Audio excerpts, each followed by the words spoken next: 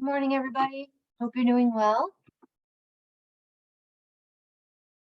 I think a few more people will be hopping on as we continue with the meeting. So I would like to start because there's a lot on our plates today. And our icebreaker for today is, since last night was our Lebanon High School graduation, and it went well and it didn't rain, thank goodness. Our introductions will start with an intro and then something positive that you can remember about high school. I will say last night our graduates did a great job. They talked about friendship and kindness and um, just being true to yourself, which is probably the best message that I could hear from our students. So as we do our icebreaker, just intros and maybe something positive that you remember from your high school experience. My name is Joanne Roberts, and I'm a consultant for this initiative.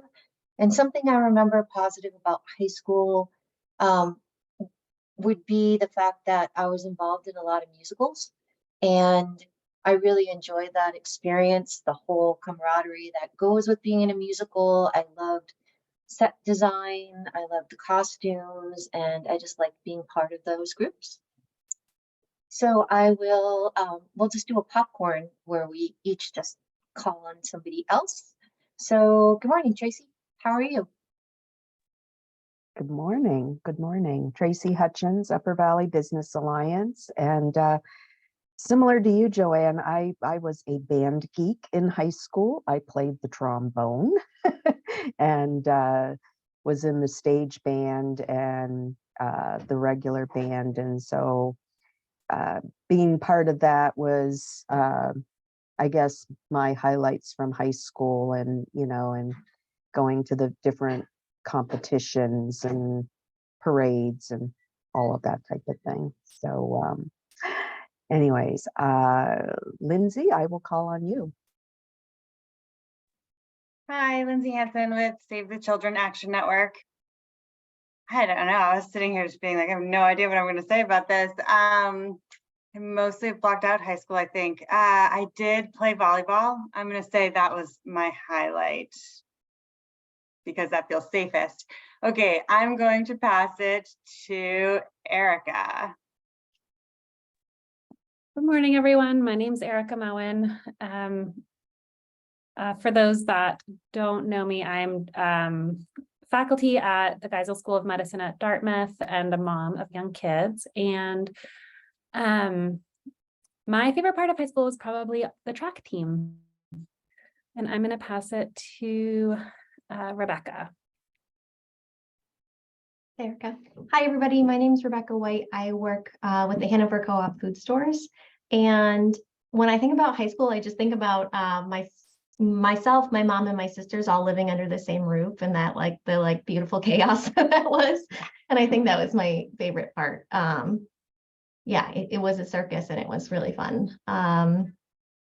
Amy, what about you? Okay. Oh, Amy Brooks, Early Care and Education Association. And I also played sports. And the memories I have are long bus rides and doing my homework in the dark on a bus.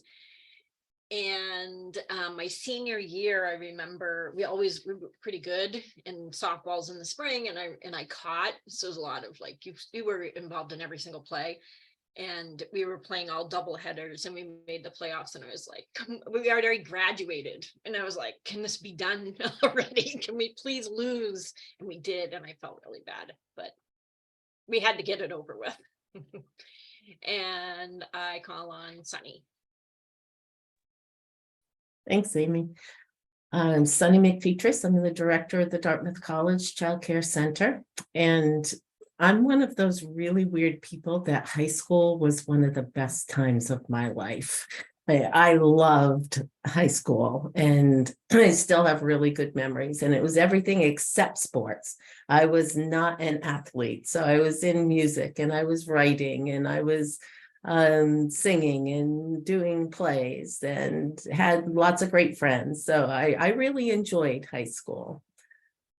Let's see, who's next to me? Anna, you're right next to me. I'll pass it off to you. Good morning, everyone. My name is Anna Hubbard. I'm the project manager of the Early Childhood Education Initiative. And I'm going to steal Lindsay's and say that I also played volleyball in high school, and it was the best. It was a really great group of people, and we were the worst team in the state. So it was like very rare for us to win a game. But my senior year, we had a core group of 5 players who were awesome, and we beat some pretty good teams. So it was a big upset, and that was really fun. And who has not gone? Mackenzie, have you gone? I haven't gone yet. I'll go. Morning, everybody. Mackenzie Nicholson with Moms Rising. I was a music person in high school. I did a lot of singing and a lot of musical theater, and I did it in college too. And I'm sure my kids complain that I'm like a terrible singer in the car today, but the good news is they're going to go to the same high school that I went to, which is kind of cool too. I will pass it to Sarah. And I think I went to high school long before any of the others of you got there. And although I went to a high school with like 12 or 1,300 students altogether in it, I don't believe there were any sports for girls at all. And Title IX changed the world. The thing I remember, one of the most positive things I remember is I had this incredible student teacher for English in the 9th grade who introduced me to Shakespeare, and also she hadn't graduated from college yet herself, but she seemed to know everything about the world and was just sort of, this incredible eye-opening person. And I've often wondered whatever happened to her. And Tammy hasn't gone. I think she may be the last one. We were talking about, I didn't hear the whole question. We were talking about high school. Yeah, we just had Lebanon graduation last night, so I asked a fond memory of high school. And I had a little one that just blatted, so I still didn't hear what you said.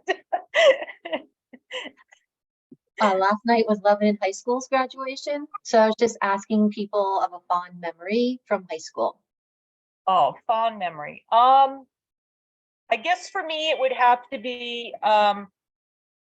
working with the special teacher that I had. I had a really special teacher. It was an English writing teacher, and I spent all 4 years with her. I really liked her, entering in my freshman year, and she actually got me to writing, and I won several awards and things like that with working with her. So that's probably the fondest memory I've got. Well, thank you all so much for sharing. It's just one way that we can connect with one another. And I'm going to pull up our agenda for today.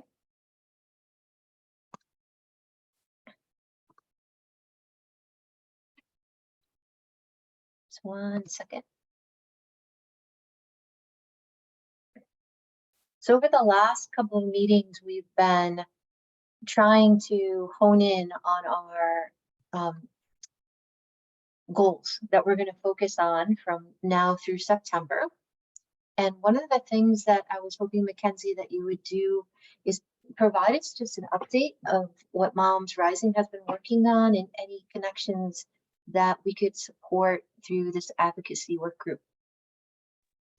I will, and I'll share that we had for those of you who don't know, some really big wins yesterday. The House concurred on the budget that we were talking about last week. So things moved, or rather 2 weeks ago. So things moved, I think, a little bit faster than we were expecting. And I don't know that we were all expecting the House to agree with what the Senate had put forth, given that there was like I don't know, I think a $50 million difference between the two, but that's what happened yesterday. So the budget went to the House. The House voted on it. They passed it almost overwhelmingly in a historic vote. Like votes like this have never happened before, where there's unanimous consent coming from the Senate, and then the House is taking this quick action with such good support. And there were some really big wins for moms and families. Thank you, Lindsay. In that budget. And so most notably for all of you, the provisions of Senate Bill 237, which is the Childcare for New Hampshire Working Families Act, that makes a lot of those structural changes to our childcare scholarship system to make it more accessible and affordable for families is funded and passed and done. There's an additional, what else is in there? There also within that budget was an additional $15 million for childcare workforce brought forth by some of the members of the Senate Finance Committee. That's not something that we were like actively seeking. They did that on their own, which is huge. Also, all the provisions of the Momnibus, which is the maternal health package that Moms Rising has been working really hard on, also were funded and passed yesterday. The reauthorization of Medicaid expansion for another 7 years also happened. So it was a really, really big day. I know there are other priorities for other folks who are on the chat today, like there's a system of care, Medicaid, reimbursement rates that were increased. A lot of good things happened in the budget. And so I'm still sort of like coming down from all of that happening yesterday, but that huge, huge historic wins. And just, I'm just going to put it out there for a second and like take a deep breath and leave space if folks have questions, or if other folks want to chime in and say like, this is what I heard was funded or anything like that. But miraculously, like all the things that Moms Rising was working on at the state level this year passed, and we're very excited. I'll say the last step is that the budget does need to be signed by the governor, but he's already celebrating on social media, and so we expect his full support and no problems. So that is fantastic and so exciting in the work that we're doing here by state to have Vermont and New Hampshire moving forward so quickly in support of what we are focusing on. One of the questions that I have is, what does it actually mean? So yes, it passed. Yes, there's an additional 15 million. Where can we still play a role, and what would be the rollout on the impact on supporting ECE professionals and their families? Quite a bit, I think. We know that it's definitely not going to solve the entire crisis, but some of the most notable impacts that I'll call out are, for example, the $15 million that was added for workforce is going to go mini grants directly to centers to incentivize employees. So it can be used for things like FSA accounts, paid time off, training. Like they can't give it to them in cold hard cash, but it's a way for them to offset some of their other costs and maybe allow centers to increase wages. Again, knowing it's not a panacea, it's not going to solve absolutely everything, but it's definitely a step towards that. The switch from enrollment-based, or rather attendance-based childcare subsidies to enrollment-based is really going to help childcare providers' bottom line. So what that means is that when you accept a childcare subsidy, the system now that we have means that you may not get paid if the child is absent, because the state doesn't pay that portion of their scholarship and the family is left to pay that balance. And with lower income families, right, they're already really struggling. And so oftentimes what happens is that families can't pay that difference and then accrue such a large bill that eventually they're asked to leave care. And so the policy change that we've made it now is that, which is a policy change that the majority of the country has already made, which is changing to enrollment based, which means that those slots are paid for whether the kids are there or not. And so you can be assured that you'll have income coming in for those kids, which is huge. It matters for bottom lines for childcare providers, but also equity wise, you know, to make sure that we have slots available for some of the lowest income kiddos in the state. So there's that. Let's think of what else here. Reimbursements are going up, and so now we'll be, this part is a little bit like, this is a policy wonkiness to me. And so maybe if there are other folks on the call like Amy or Lindsay who can describe it better than me, but we're going to be paying at a little bit of a higher reimbursement. And we sort of opened the door to look at true cost of care over market rate, which we know market rate is just an average of what everybody pays. And so largely doesn't reflect the actual cost of providing that care. And so again, another sort of incentive, but also good thing to build some equity around some of the lower income spectrum kids.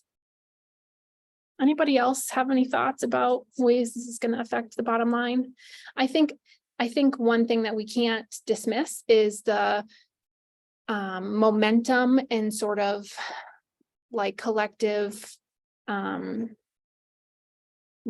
will building, I guess, that happened around this, and just the fact that, you know, not only did we have these really big wins, but this is a moment for momentum to continue to build on some of the systems and structures that we know aren't working the best right now. And I think it just opens the door really nicely for us to continue to work on this. And people are talking about it for the first time, I feel like, heavily.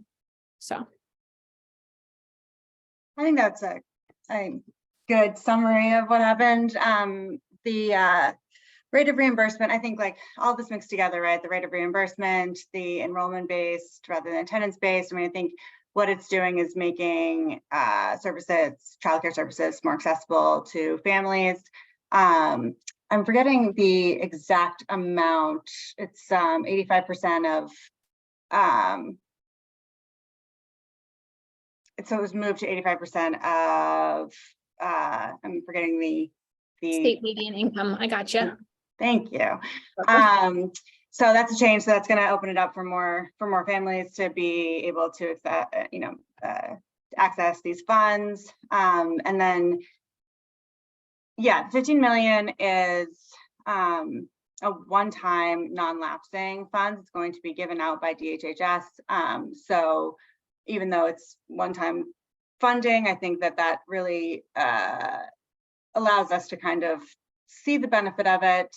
And I don't know, Mackenzie may have mentioned this, but the full package of, childcare for New Hampshire working families ended up being roughly between state, federal, and TANF transfer, like $60.5 million of investment in New Hampshire's kids, which is the largest investment that New Hampshire's ever made to these kinds of services. So yeah, it's definitely an exciting day. I think implementation is going to be the next thing that's happening. And I also think that making that 15 million more permanent, and continuing to invest in that childcare workforce, I think is going to be our kind of next advocacy push. I think we're going to probably keep seeing, an increased need for more providers, more quality centers for kids. I mean, we still have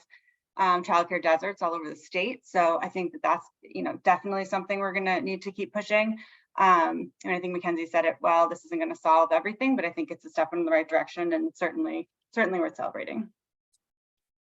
You reminded me, Lindsay, too, that I was on the Childcare Advisory Council meeting yesterday, and the department, I think what I took away from it was that the department alluded to using some of that 15 million, or maybe I'm crossing communications there, but for a workforce study. So like actually looking at workforce, who they are, what ages their kids are, what kind of needs they have, what wages look like actual in-depth workforce study, so that we can have the floor of information about the childcare workforce in New Hampshire, and so we can have some of that data piece, but so that we can inform policy going forward.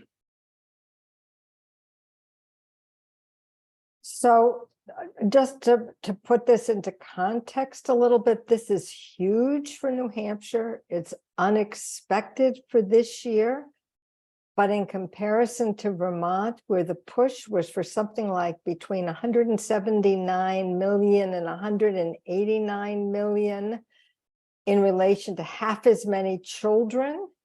And that was on top of like 50 million already invested in the system, which didn't exist at all in New Hampshire.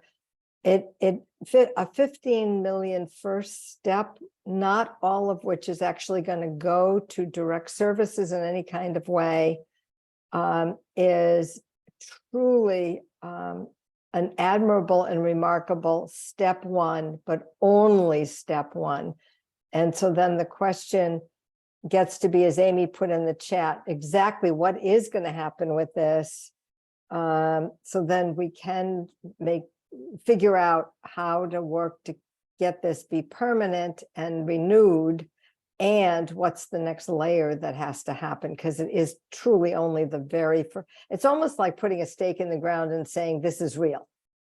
And that was a huge accomplishment, because now it's truly the camel's nose under the tent. It's the foot in the door.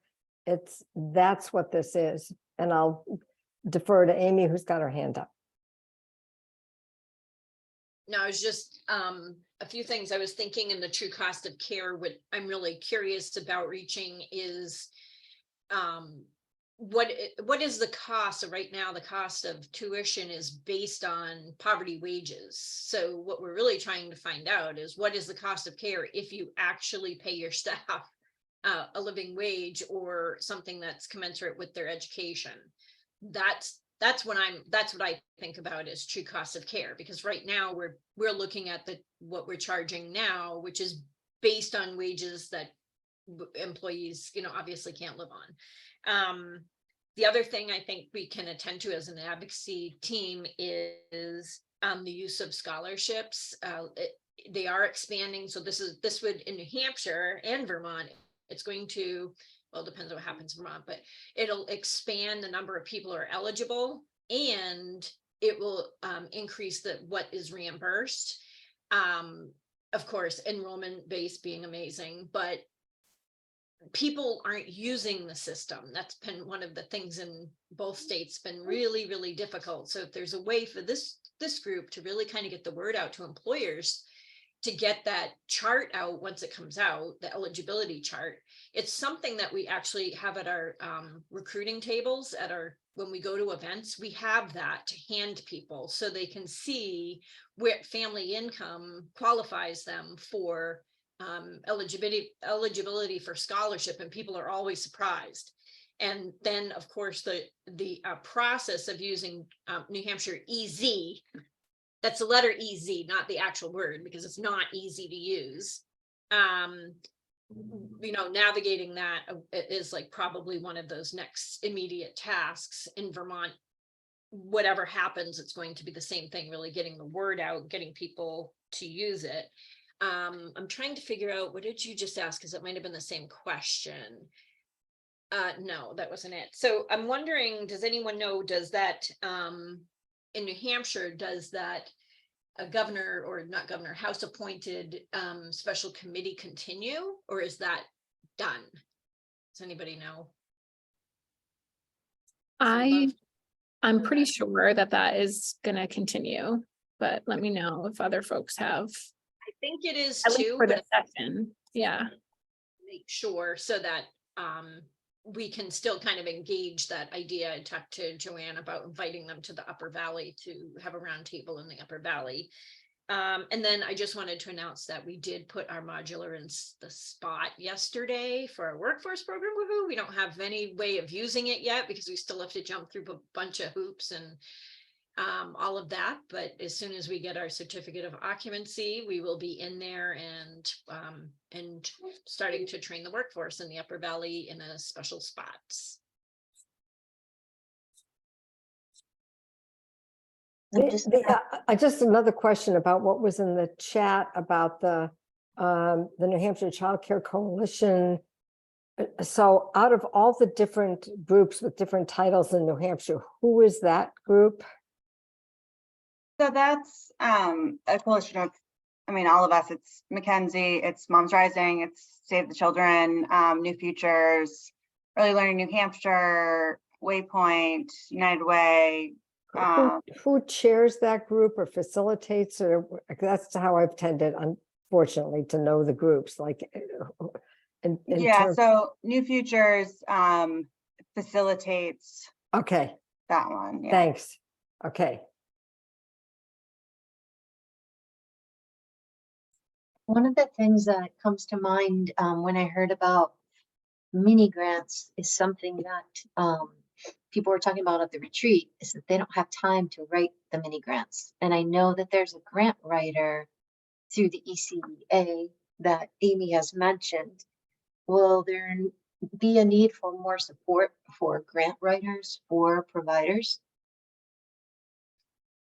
My assumption, and granted that I don't think the infrastructure has been built out for this totally yet, but again, I haven't read that amendment. So Lindsay, let me know if you know otherwise, but I don't think it's going to be an onerous process. I think we've only got it for a year, right? And so that means we've got to use it and spend it essentially. So I think it doesn't lapse, so we don't have to spend it in that year, but yeah. I just know that from a school district perspective, a couple of years ago, there were grants and then not everybody had a chance to spend them down. And it was a big New Hampshire situation where schools were kind of put out by how much each school didn't spend, as if it was the school's fault that they didn't spend it. And then it got taken back. So my own cautionary tale is, if that money is out there and it's not spent, it'll come across as it's not needed, and then you can't push forward for more than that 15 million. So whatever structure's out there, if this group can help get the word out, or can help support people who don't have time to write the grants, I think that that's important, so it doesn't come across as if it's not needed, since it's a first step. And who creates that structure? Which organization will do that? It'll be DHHS who creates the structure around that one. Okay. And So- does that happen over oh, the sorry, go ahead. And I was just wondering, does that happen over the summer? Does that happen in the fall?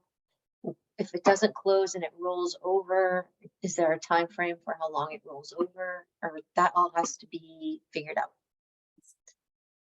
I mean, I think, you know, they can get started figuring out how to dispense the funds right away, you know, as soon as it happens. I don't know the internal politics of that for that department, but they don't have a deadline. So what I'll say is I agree that I think implementation is going to be a really big push for the advocacy community over the summer and into the fall, making sure that things are in place that providers can get access to these funds, and figuring out the best way to do that in a way that's not going to be too cumbersome for them. It has happened. I totally agree. It has happened a number of times, right? Where the state has invested money in potentially not childcare providers, but in other industries, and it has not gotten spent, and, you know, it has gone away. This money will not go away. It's going to be spent down in the capacity that is written out in the bill.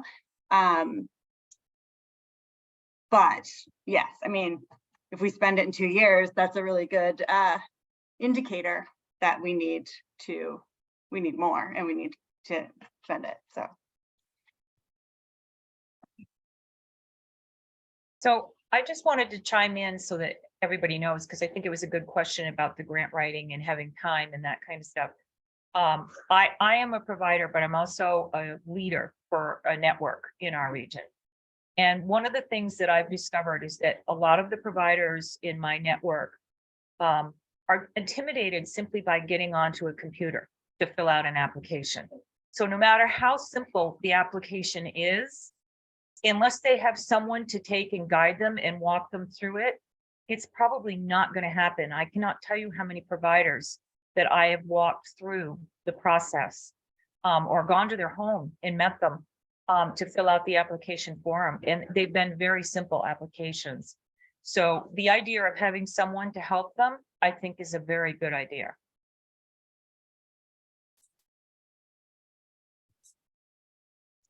That might be something that I'm linking to the support of both Dartmouth Health and Dartmouth College. There might be something through there.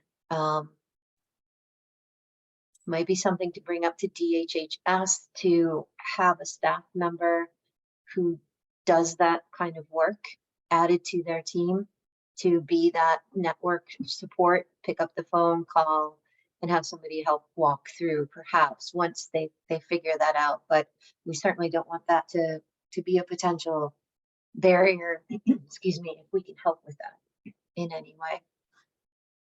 That's definitely something also that should be highlighted for a group like Early Learning New Hampshire, as they're, you know, really the connectors of the childcare community with even policies that are passing. So yeah. And that would be great. Thanks. Appreciate it. Anyone else? I can't see everybody on my screen at once, so I don't want to ignore anybody. Anybody else have questions? Can I just make a request? I don't know if Lindsay and Mackenzie are kind of celebratory mode. If there's any way to make a bulleted list of, I can just think providers saying, yay, what does this mean for me?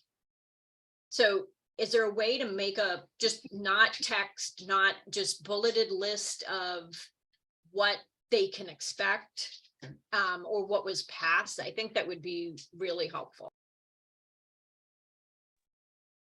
Yeah, I mean, that certainly can happen, and I think is happening. Also, I know that, again, to call on Early Learning New Hampshire, I know that they have been having like regular meetings with providers to talk to them about how to like get involved in making sure this is passing and different steps that they can take. And I know that they are sending out like notes from the field to providers about it. So that might have, maybe it hasn't already happened, but will be happening. But I mean, if it's not, we certainly can do that.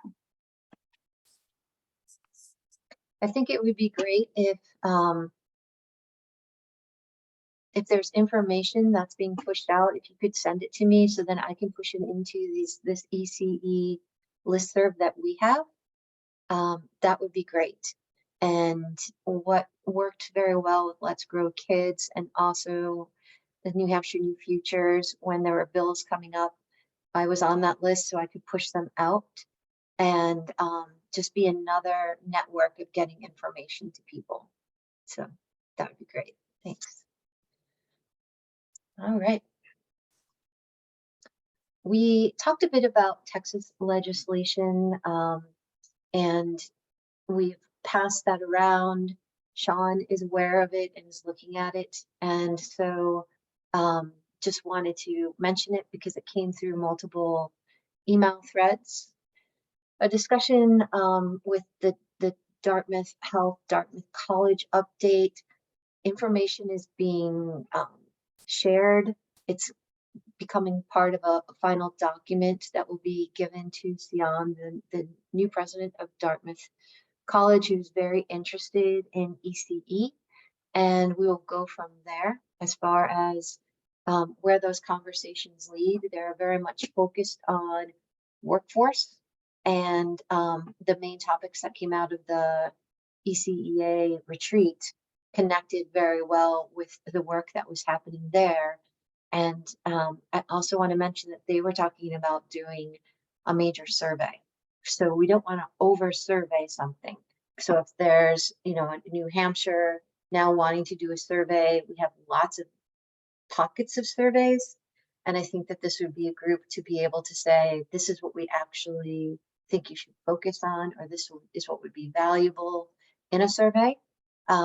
because there's lots of information that's already been gleaned from UNH, Kim Vada's work, and many other places. Sarah, did you want to add anything else to that? Yeah, and I'm thinking about this with, with Erica's perspective and connections in mind a little bit too. I think that what we have heard most from Joanne Conroy at Dartmouth Health, who is looking at a key partnership between the college and the health system around this, is getting greater capacity for early care and education for the employees, for the workforce at both college and the health system as their first agenda, and then understanding that workforce is the biggest barrier to having sufficient capacity, and looking at things they can do in the short run and the long run about that. And I think that this is an authentic interest, even though, the headlines in the local media today were a small group of layoffs at Dartmouth Health. They're still clearly putting aside money to make an investment in working on this. And as Joanne said, Sion coming in as the new president at the college has made it clear that the line that we heard was that Sion is quoted as saying that 75% of the complaints or problems she heard about when she has done listening sessions so far have been about lack of ECE. So, housing, ECE, and transportation as the core things that she's heard about as problems for the Upper Valley region. So it feels as if it's the right attention from the right people to have a significant impact. We'll see where it goes. But Joanne, the other thing I can tell you is some of the data that Joanne Conroy was looking for, Amy has a cut at from the surveying that was done by the ECEA last fall, and it it may be helpful in sort of either shaping further surveying or not making it quite so onerous or something. I'm not quite sure how it will help, but again, I'm worried about that issue about over surveying too. Kim also did some additional surveying in spring. I don't think it's been shared with the ECA board yet, and that's why I haven't pushed any of it out. I'm not sure of the timing for that. But yes, I think having a list of the key researchers that have done work, also an interest in maintaining our work by state. So Vermont and New Hampshire.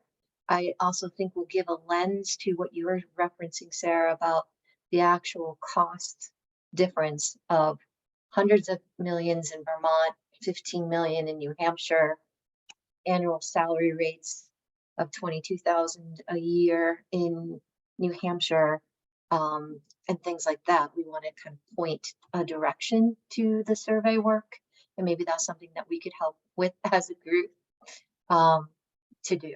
So maybe that's not only us pushing to have data, but creating a pathway defining what would be helpful in the research that's being done. I think that might be something that we could work on as a committee. The other thing I just want to throw one other thing that came up in the conversations with this concept about true cost of care and poverty wages, that sort of thing, was hearing Joanne Conroy really process and understand what wages and no benefits really are, as she was pointing out that they have raised the minimum for anybody employed in any kind of position in Dartmouth Health to no less than $17 an hour, plus they get benefits if they work, you know, anything like the kinds of hours that people work in ECE, and being conscious that they could be influencers around the whole framing for the workforce, but understanding then there has to be more revenue in the system that's not just coming out of families' pockets. So it's getting people who work in with big dollars and big systems to think about problem solving for this sector that is going to make the difference. That's part of the sausage making process that happened in Vermont.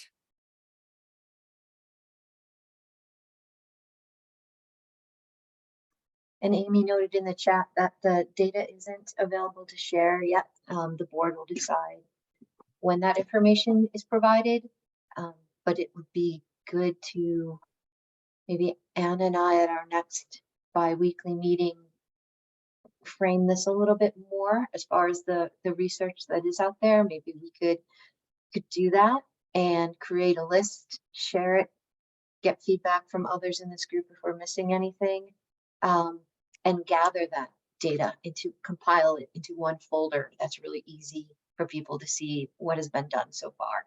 I think that's work that we can do behind the scenes that would save people time and be productive, and make it easier for this work to be done. So we will work on that. We've talked quite a bit about upcoming legislation in New Hampshire and Vermont. I want to remind folks that Waite Park in Concord on Thursday on 6/15, there's an ECE celebration. I mentioned that that's my last day of school here in Lebanon, or for me, work day. So I won't be able to attend, but I certainly would love to push that out. And Mackenzie shared with me a flyer that I can send out to folks and let people know about that. Anna, you wanted to talk a little bit about MailChimp information, because at the last meeting we said we're pushing information out, but is there a way that we can measure that? Can you give us an update?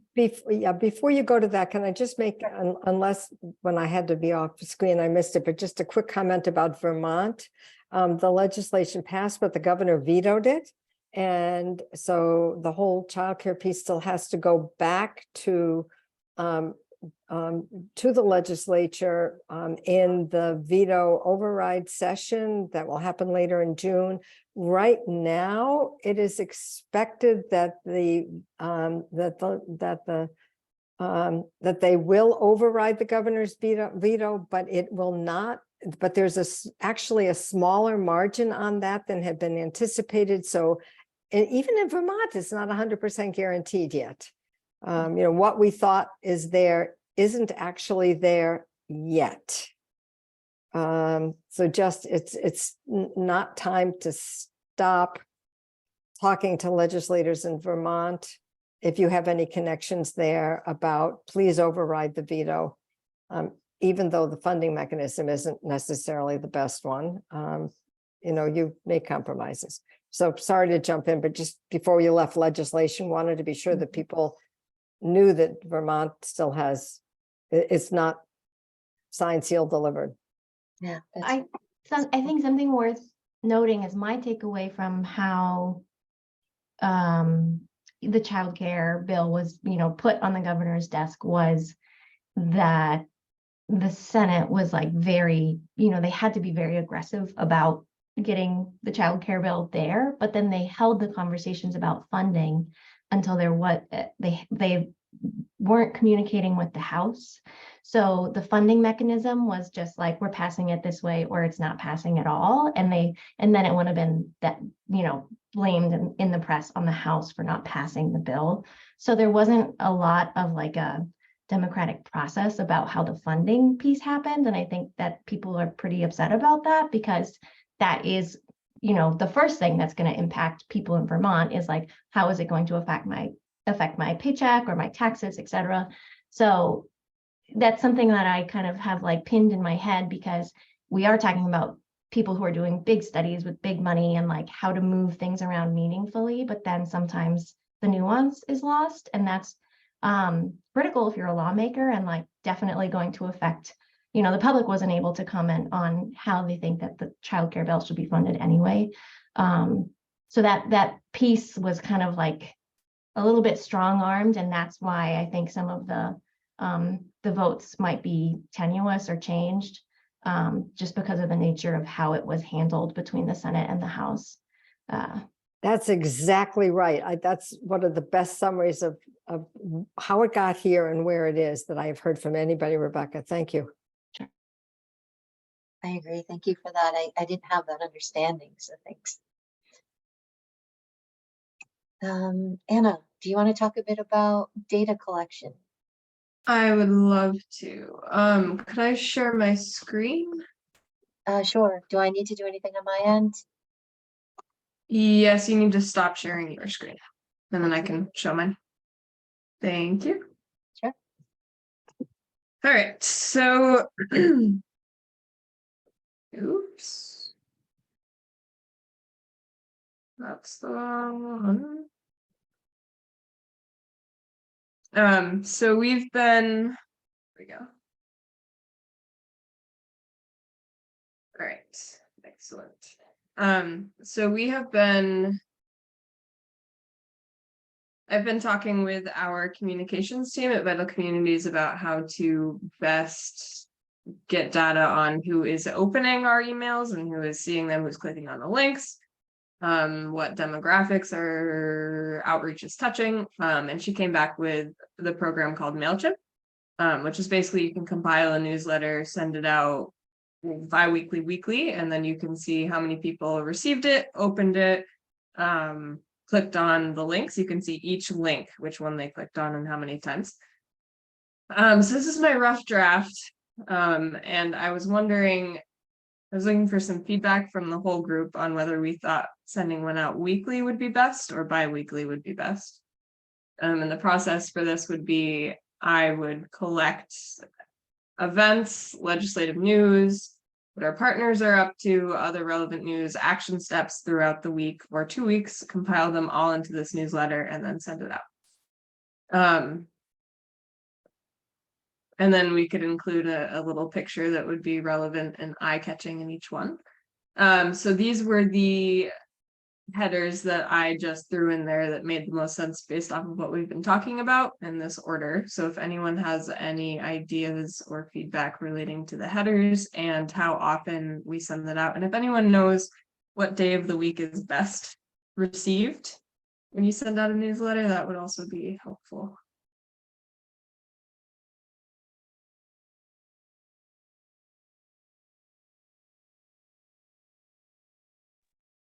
And I think Tuesday, Wednesday, or Thursday are usually the best days to send, because people have started looking at their inbox, like making their way. And I think, unless we have something really substantial to say weekly, bi-weekly is probably a good cadence. You could even do once a month to begin, because what you want to do is establish that cadence so that people know when to expect. And you also want, what we're saying to be timely, but substantial enough that they want to click into the newsletter. And if you say in the newsletter how frequent it is, then people can like mentally pin it and say, I'll check back in a month or in 2 weeks or whatever.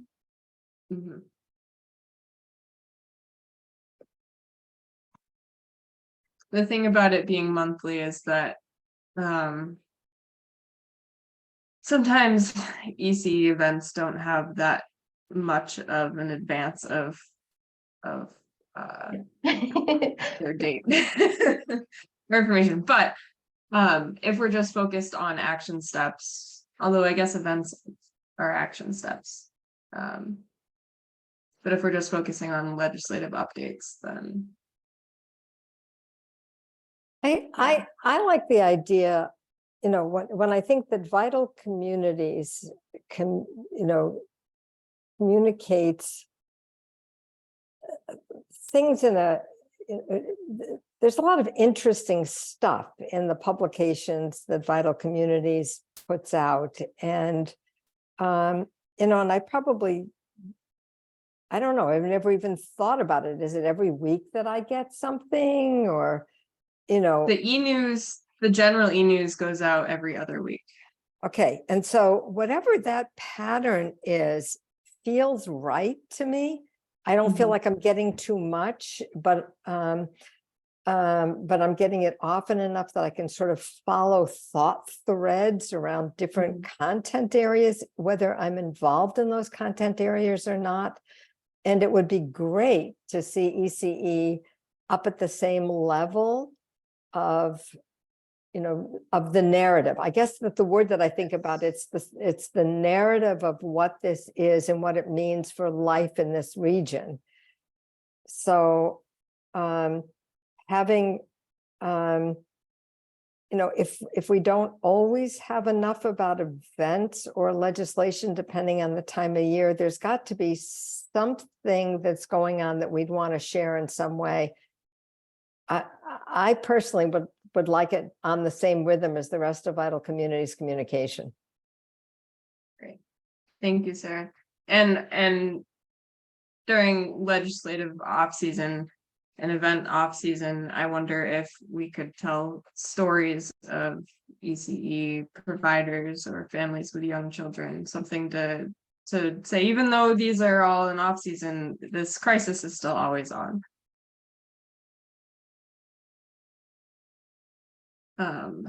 Right. The other piece of this was our audience. So we have the audience that signed on to the listserv, which actually in this week has grown by over 5 people have subscribed to it. And I'm not sure, I can't think of anywhere else where we've pushed it that's new. I don't know if people are just all of a sudden paying attention more because of the legislative news, but that's great. So whether we send an email to the listserv and say, we're going to start doing this, everyone who is subscribed to this will automatically get it. Please reply if you don't want to get it. We can use word of mouth through all of our networks.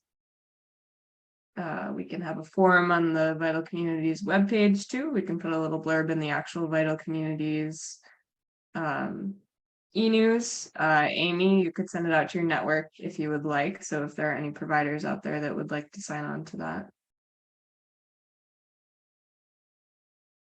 Are there any thoughts around that? I see that Tracy added to the chat that consistency is key.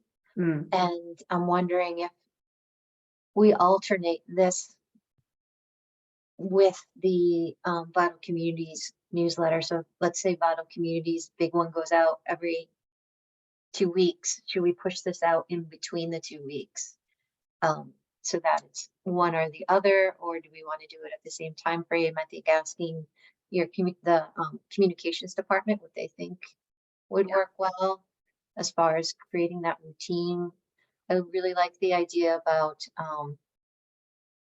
telling stories and also, you know, checking in with Amy and others about workforce possibilities that are happening, the training, people who are involved in the training.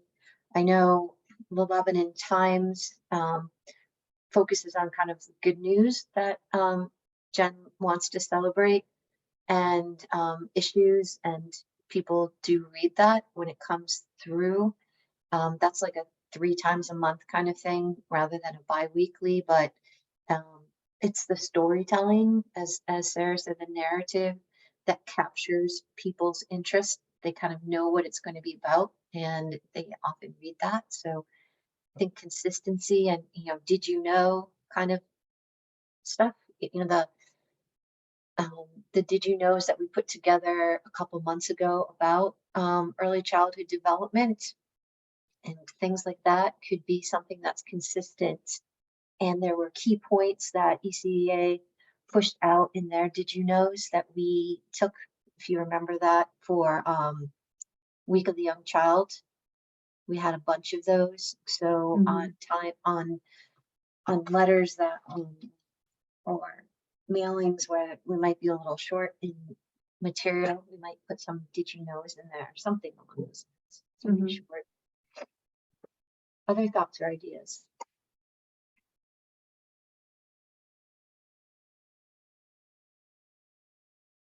Great. Thank you for pulling that all together, Anna. I really appreciate it. Yeah. Thank you for your feedback. I'm excited.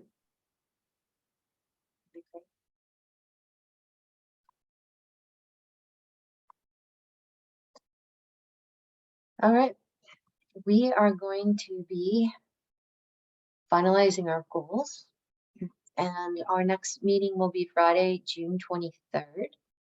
One of the things I wanted to talk about with our workforce meeting is we decided not to meet that very first meeting in July, giving everybody a bit of a break, and then meeting that second meeting, whenever that would be in July.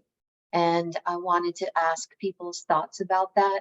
Vital Communities is also closed for that first week of July. So it kind of gives a 2-week, break, and then come back in at the end of July. Is that something that this group would like to do as well? Does that feel okay? I'm seeing some head nods. Okay, great. So that's what our plan will be. Okay. I'm gonna chunk this and fix that if I can. Move that over. So on our star, advocate for policies and investments to support the increase of high quality, accessible, and affordable early childhood education in the bi-state Upper Valley by supporting ECE campaigns, engaging a broad range of stakeholders, and identifying sustainable childcare business models to improve the economic vitality of the region. Our initial one said that we were going to start a grassroots campaign, but based on the conversations we've had, I think it's turning more into supporting ECE campaigns in both states. That's my takeaway from our conversations, and I wanted to check and see if that's still what people's thoughts are.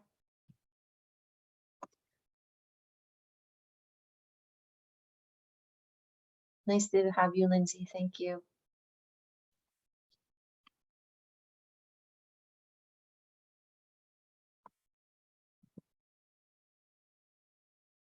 My other question is with this. Do you think this advisory group is identifying sustainable childcare business models? My sense is that that is falling more into workforce program and models work rather than advocacy work. But I wanted to check with all of you first before I made any changes to that at all. What are your thoughts?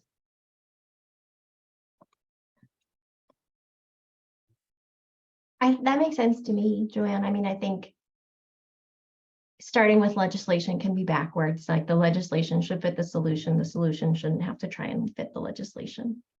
Okay. Other thoughts about that? Sunny, you were here as well as others when this first was created, right after the symposiums. So I'm wondering, as you've kind of had your feet in multiple work groups, what do you think about removing the identifying sustainable childcare business models? Because that's now falling into workforce. Yeah, I think that that's where it belongs. That this group, that's not our charge. Our charge is to advocate for what is identified. And now that the other two groups have combined, I think that that's where that belongs. Okay, thanks. Other thoughts about that? Comfort level with this? So what that means is advocate for policies and investments to support the increase of high quality, accessible, and affordable early childhood education in the bi-state Upper Valley by supporting ECE campaigns and engaging in a broad range of stakeholders. And this now is going to live, and it has been identified as a workforce and program models goal. the goals that we've outlined over the last few meetings, I've tried to clean them up a bit. So first, over these next couple months, and it's timely that all of this is happening in Vermont and New Hampshire, just determine where we can get the most bang for the buck in regard to what we should focus on in advocacy. I think we've honed in on it a bit over the last couple of months, but we're going to have to pay attention and find those pockets where we can determine where we can make a big push in certain areas. And that's not going to be something that we can determine today.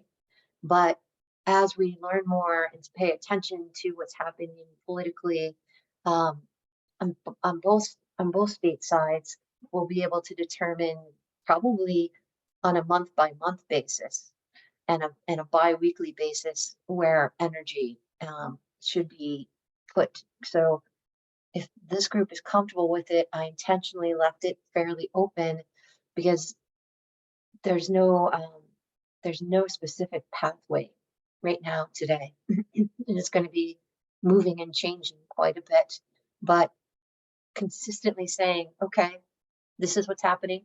What do we need to focus on for the next 2 weeks? And then coming back together and keeping on top of things seems to make sense to me. What are other people's thoughts about goal number 1? Does that make sense? Did you want something more defined?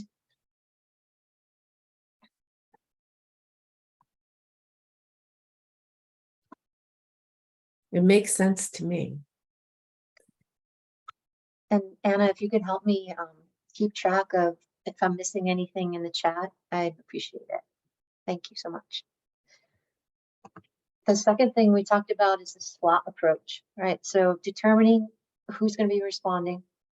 Amy did talk with the ECA board, and there was definitely support to be stronger advocates, whatever that means. And I'm sorry, I'm losing my voice. I talked a lot yesterday. So we have that structure, and then we're asked to ask Sarah V where to start. I'm actually meeting with Sarah at 12:30 today. So I'm gonna kind of bring these goals to her and say, okay, you have this great experience, help me out. And what can I bring back to this team? And what do you think would be great suggestions for us? So I am going to do that. And I think she could help us move in that direction with her background. Is there more definition you'd like to put under this kind of SWOT approach? Or other organizations comes in a little bit later in our goal setting? Okay. The third goal is week of the young child. So we really want to be proactive in our launch of that. Talking early about kickoff events, can we expand it to more cities and towns? Timing with the legislative crossover, a social media campaign, earned media pieces. We talked about people that we could connect with early on to support that week and get the word out. Jackie Furman was very interested in doing that too. And perhaps that's something we can work with Jackie Cowell from ELNH as well to get that broad perspective. And the fourth goal for this group was to communicate our findings and continue to make connections and network with the business community and municipal leaders. Some things that came to mind from our workforce meeting, Sean mentioned Cindy Warmington, who said that she would like to run for governor of New Hampshire, and asking her to attend one of our meetings in August and having a conversation with her like we did with Rebecca Holcomb, which I thought was an important conversation to have. So I already have that on my list of things to do. With Tracy here, she can help us with the Business Alliance connections, which would be great. Sarah Kay and I just yesterday, the day before, received a note of interest from APD to participate. Do you want to talk a little bit more about that, Sarah? Well, I know that the board and senior leadership at APD had been doing some work on strategic planning, and they've had a particular focus on connections with the community, and so ECE came up as one of the things in the conversation there. And so two of their senior leadership team members had reached out in conjunction with Clay Adams, who is part of the corporate council of Vital Communities, as well as a board member at APD. And so they're wanting to learn more. Their entry point in thinking is particularly around education, which could then loop back and fit in with the workforce piece too. So there may be another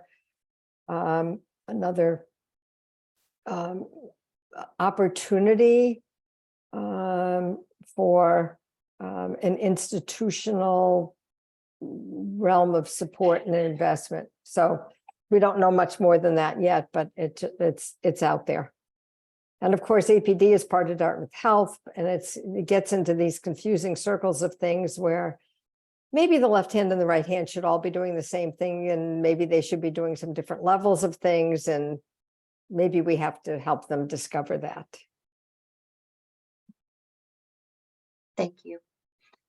We also have made connections with Dartmouth Health and Dartmouth College, and I'm thinking of connecting with Sean to find out through his networking, getting other cities and towns involved with this as well. It's all going to be impacting everybody. And then I believe there was a third goal. No, wasn't, sorry. So my other thinking was just, I'm just going to write this out. Is there anything else that we might be missing in these goals? I have a question as the outsider. I saw that you guys were talking about SWOT, and so I'm just wondering, like, how are you measuring whether you succeeded? That is a great question, and it's one of the metrics that Sarah brought to us as we're developing these goals. And that was one of the questions I was going to ask Sarah V, because I'm not quite sure. Do you have in your work ways to do this in a measurable way, suggestions that you might have? There are some measurable things that you can track. For example, what Anna was talking about earlier with, like, open rates or click rates on your emails or on your actions, attendance at meetings, at events. I wonder, like, should you consider metrics around equity and inclusion and diversity? So making sure that you are talking with or working with a number of providers that span different spectrums and having goals around ensuring that you have conversations or something with different types of providers. There's also sort of that, like, not very measurable goal setting of, like, long-term policy change, which, you can track in wins or dollars or things like that, but movement building, right? Like actually getting momentum to create change is harder to measure.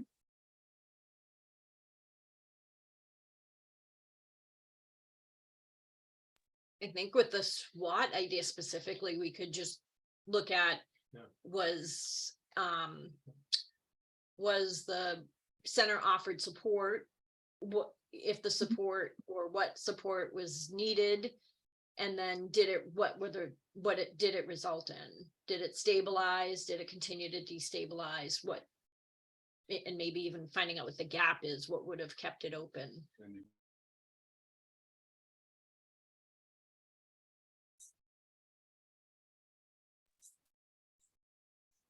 Great points. Other thoughts about the goals that we have and metric use, and something that you might have discussed and perhaps I missed in pulling these 5 together? I kind of go by the rule of 5 as a max. Otherwise, things kind of get lost in the mix. So that's why I always like with teaching, I'm always like 5 or less, or 504 plans. It's like 5 or less. So I tried to capture as best as we could so that we knew what we were focusing on. I think that's the most important work that we've done since August. Was we came in with so many different ideas from the symposium, and we've worked really hard to figure out where our niche is as a vital communities group, and when we need to rely on larger or different organizations for things, and where we can help support this work. Do these sound like a good representation of the things that we've talked about? Are people comfortable with these goals?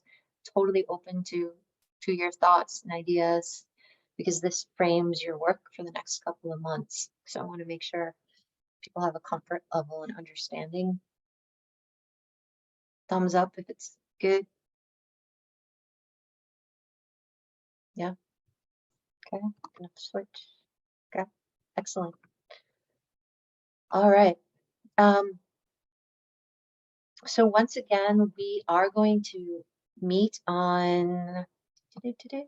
What is it? The 23rd. You? Are you available or are you away then? I am going to be back, I think, then. And there's Juneteenth, which is June 19th. I'll be in Maine, but I will be running that meeting from there. Vital Communities is off that day, so they're going to set up the recording that I can hop on and do that one. I think that's a workforce meeting. I think that's like our last workforce meeting. And so we can continue this work, and we're going to take those first 2 weeks or so off in July as a group, and then go back to our regular, whatever our second meeting would be in July, and organize that. Anything else I can do for this work group at this time or in the next couple of weeks? Joanne, I just wanted to share really quickly that we're finalizing putting in our reservation for the SAU space today for that film that we're hoping to screen in Lebanon. And so I hope to reach out to all of you, or maybe I can connect through you, Joanne, some more information about Clarissa's Battle, which is the film that we'll be screening about early childhood movement building. And that I thought we're hoping that will happen on June 29th. So more to come from me on that. That would be great if you send it to me. I can push it out. I can also put it in I'm going to be doing my last superintendent's letter on Monday or Tuesday. So if you can get that information to me, I will be sharing with folks that I'm going to be working with Vital Communities on this important topic, and putting out the listserv link in my last superintendent email. And I can also add that into that email as well. I'd be happy to do that. Maybe draw some folks that might read a superintendent's note, but not be aware of the work that Vital Communities is doing. So if you could send that to me, that would be great. Well, I also put my email in the chat for, we are looking for some help providing childcare, and we're open for participants of the people who are going to come to this film screening. We're open to different scenarios, or folks, and the screenings that we're hosting in Manchester and Nashua, we have a youth group who is going to provide fun childcare for us. So we are looking for some help, and we are interested in paying that person. So if you have any leads on who might be a good person to talk to in the area, if there are great teenagers, or childcare providers who want to hang out and make a little bit of extra money one evening, let me know. Feel free to reach out. My email is in the chat. If you send that to me, I can send it to our high schoolers, and also we can put it on the listserv. Okay. And maybe some providers would want to do that work too, and I'll have them contact you directly. Thank you, Joanne. Yeah, thanks everyone. Happy Friday. I also just want to say one more thing that I will be tabling at the Hartford Community Coalition's block party on the 21st, which I believe is a Wednesday. It's a Wednesday evening. And I am going to be representing all of Vital Communities, but also with the ECE lens. So I'm going to hopefully throw together some sort of activity that is friendly for all ages, but is also useful. So I was thinking of some sort of pre-printed postcard or letter of support to override the veto in Vermont. And then they could decorate it and then send it out, because it's perfect timing, because that session starts the 20th, I think. Yes. So if That's anyone has awesome. any information that they want to share with your organization, just send it to me and I can include it in the materials that I will have on the table. I love that postcard idea, that kids could come color draw, kind of like the larger page one that was done in New Hampshire, Mhm. and then mailing it. That's super. I think that's great. Thanks so much for being there. Yeah, I'm also excited for that. Yeah. I did visit the Lyme Nursery School on Tuesday of this week or Wednesday of this week with Andrew Diet, who's our farm to school place-based education project manager at Vital Communities. And so we had some good time in their garden watching kids water and talking to them about plants and running around the playground with them. So I've been enjoying my time with the little ones. Good. Great. You didn't have a lot of experience, but now you're just going to be Yeah. Well, thank you, everybody. I hope you have a wonderful weekend, and I will see you soon. Take care. And Joanne, congratulations on this transition point in your life.